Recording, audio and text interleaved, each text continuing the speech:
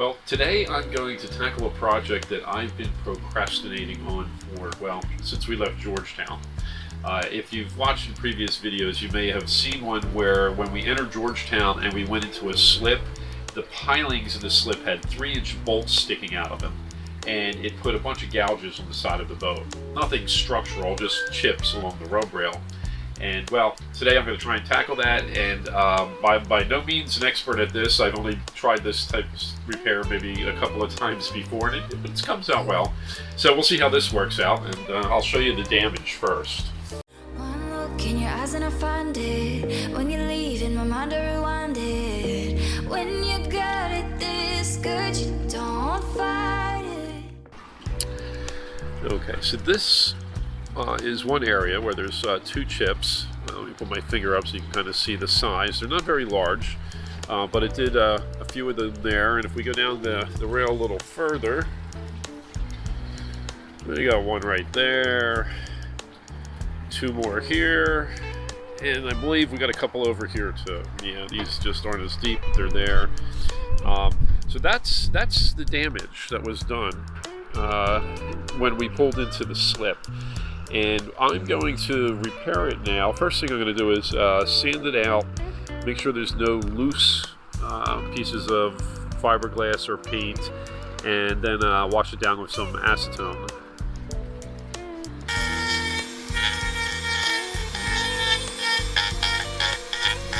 Well, I have everything grinded away that could possibly have been loose. I'm just going to give it a little sanding here, just to make sure there's nothing left.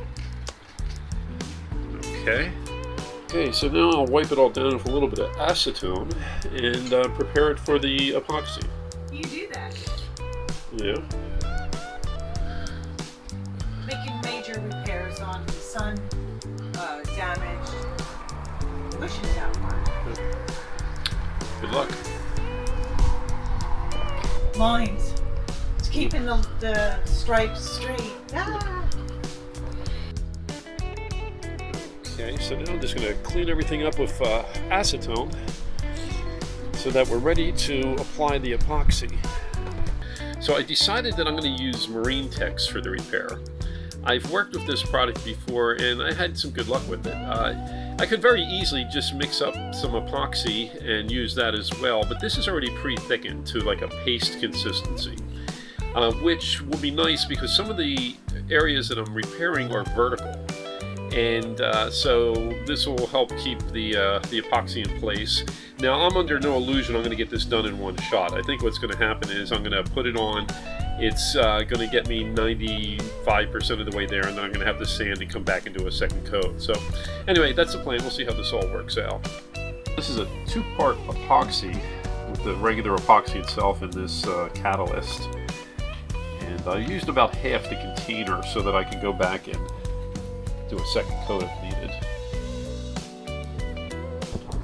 Applying it thick right now just to make sure I'm into all the little grooves, and then I'm going to come back and kind of straighten it out to conform to the boat a little bit more so I have less sanding to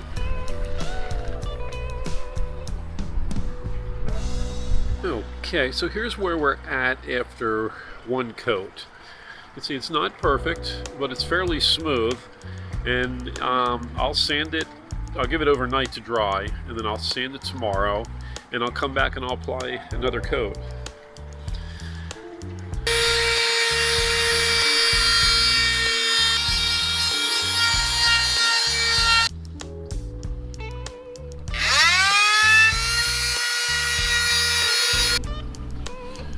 So far I've sanded 3 of them. I got another one to go. It's coming out real good. Way better, but I am going to do what I said and put a second coat just to kind of fill in the tiny little spots, but so far so good.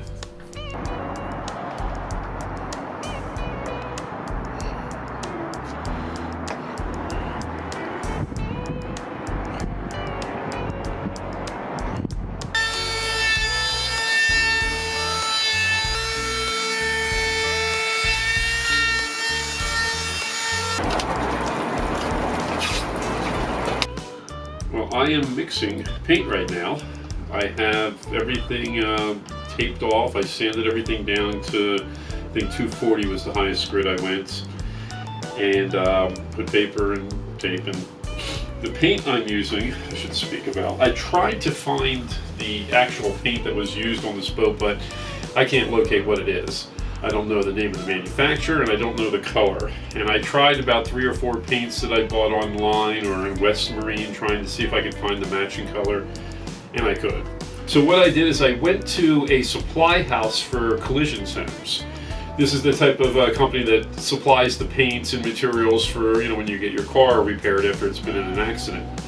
And I had them match the color based on this piece that I pulled off the boat here, I took with me.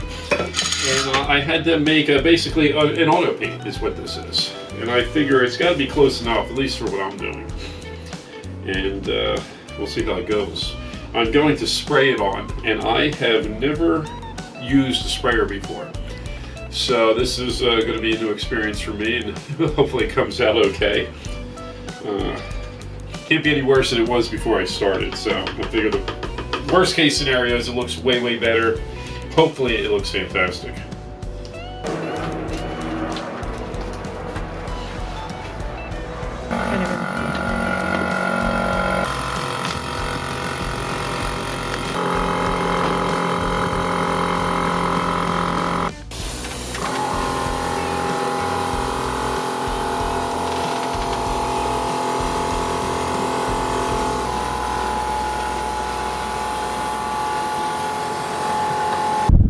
Okay, so everything is done now, and well, it came out okay. I'll give myself like a B- on this job.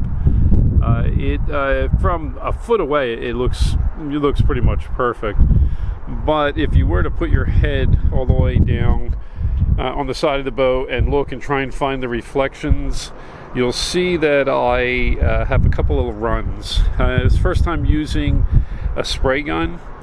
And let's just say I wasn't perfect at it. I put my first coat on a little bit too heavy, and as a result I got a couple of runs.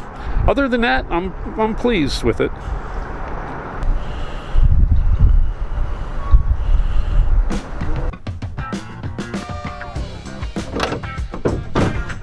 Oh, you got your underpants on. Mm-hmm. Today's the big day. We're moving the boats. Mm-hmm. You're waiting to dress before you shoot this?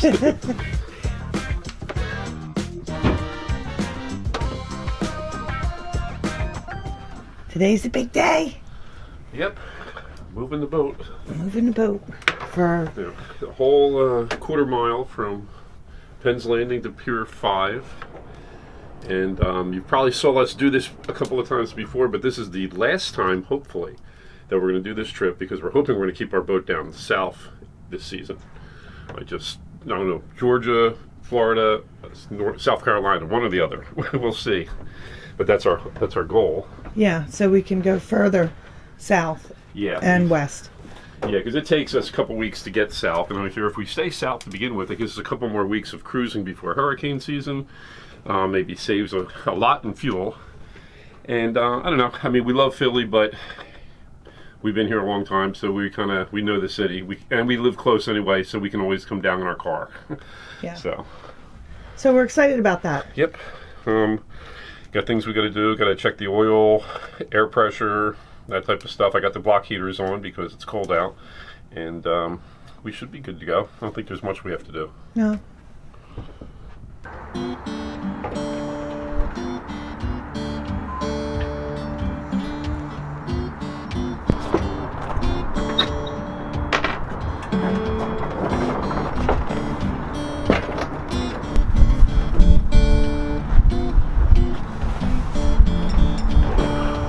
Okay, well, I checked the oil levels, I checked the fluid levels, topped off the hydraulic steering with a little bit of air, and made sure the rake cores were clean and flowing, so everything seems to be in good order. I think I'm going to start this boat up and get this puppy moving.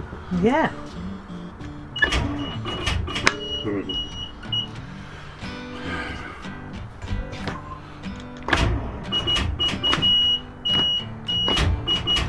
Well, we're not off to a good start.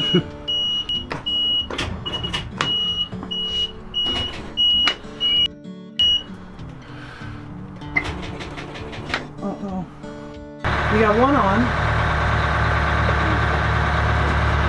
How's it look? It sounds fine. I haven't gone down to check, but if I can't get them both going, they're still not going anywhere. Okay, so I got the second engine running. What I did was I took the starboard engine, which we did get started, and I gave it some fuel, get the RPMs up, hoping that would get the alternator to put out a little bit more power than it was, and that seemed to do the trick. So I was able to parallel off the starboard engine to the port engine. It started, and we're gonna let it warm up before we go anywhere. All right.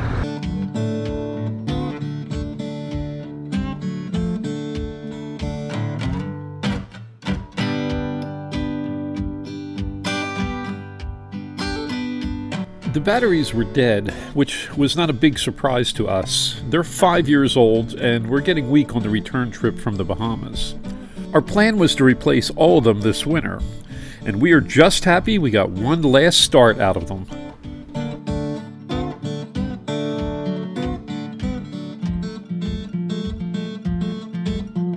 Feeling kind of rusty. It's been 3 months since I've piloted this boat. Feels good though. Seems to be running smooth. Give her a little fuel here. Alrighty. Roger out.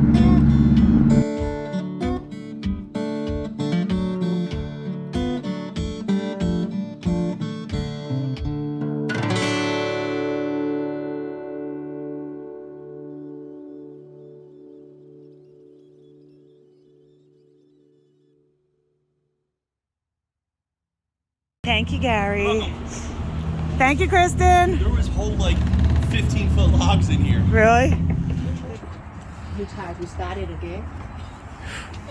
Yeah, how about that? That was fun. We were like, it didn't start at all. The engines didn't start at all. And we were like, Lynn's probably like, what the f? I know, I was like ready to move. We can walk it. Yeah, because it's not going to start again. Yeah. I just tried. Good job, Captain.